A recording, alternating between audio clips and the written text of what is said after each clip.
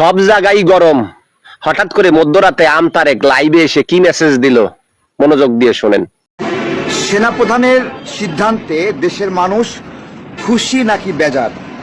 খলিলুর রহমান আর প্রধান উপদেষ্টা কার্যালয়ের প্রিন্সিপাল স্টাফ অফিসার, যেটা নিরাপত্তা বিষয়ক, এই দুইজন আমেরিকার ষড়যন্ত্রের এই করিডোর নিয়ে যে ষড়যন্ত্র এবং এই যে খলিলুর রহমানকে আমেরিকা থেকে উড়ে এনে নিরাপত্তা উপদেষ্টা বানানো হলো এবং এই দুইজনের যে স্বৈরতান্ত্রিক সিদ্ধান্ত আমেরিকাকে বাংলাদেশে ঢোকানোর যে একটা পায়তারা, সেই পায়তারা ভেস্তে গিয়েছে এবং সেনাবাহিনী আজকে স্পষ্ট করে বলেছে যে এই ধরনের করিডোর তারা মানবে না।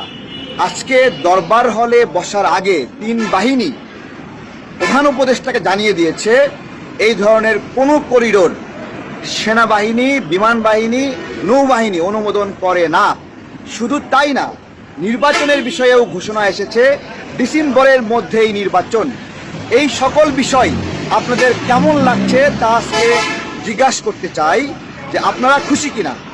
আমি অন্তত নিজে খুশি। আমি চাই না করিডোর দেওয়া হোক আমেরিকাকে, জাতিসংঘকে।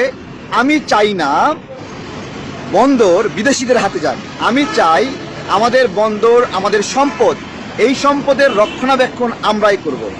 একটা ছোট ব্রিজ বিদেশি কোম্পানি দিয়ে করিয়ে নেওয়া আর বন্দর দিয়ে দেওয়া এক জিনিস না। কিন্তু বন্দর কিন্তু করিয়ে নেওয়া হচ্ছে না, বন্দরের কর্তৃত্ব ম্যানেজমেন্ট দিয়ে দেওয়া নিয়ে প্রশ্ন করা হচ্ছে।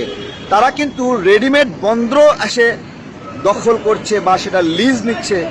এটাকে বলা হচ্ছে ডিপি ওয়ার্ল্ড, বাট এটার অর্থায়নকারী প্রতিষ্ঠান, অর্থায়নকারীরা কিন্তু উদ্যোক্তা, তারা কিন্তু আমেরিকান এবং আমেরিকার কন্ট্রোলে। আমেরিকার নেভির খাস সেবা দাস হলো এই ডিপি ওয়ার্ল্ড। সব কিছু মিলিয়ে এই ষড়যন্ত্র ভেস্তে গেল। আমি মনে করি আমার মতো বাংলাদেশের নাগরিকরা অনেকেই, যারা ভারতের আগ্রাসনের মতোই আমেরিকান আগ্রাসনকেও পছন্দ করে না, তারা সন্তুষ্ট হবে।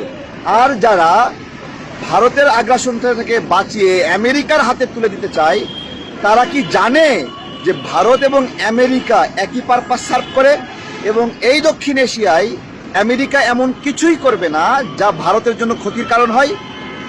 এই সকল কিছু মিলিয়ে আজকে একটু স্বস্তির নিঃশ্বাস ফেলছি। আমরা একটা প্রোগ্রাম করেছি বন্দর এবং করিডোর দেব না। আমরা বিরোধিতা আসে, আমেরিকার বিরুদ্ধে বলতে দিতে চায় না, ভারতের বিরুদ্ধে বলতে দিতে চায় না, এমন পরিস্থিতি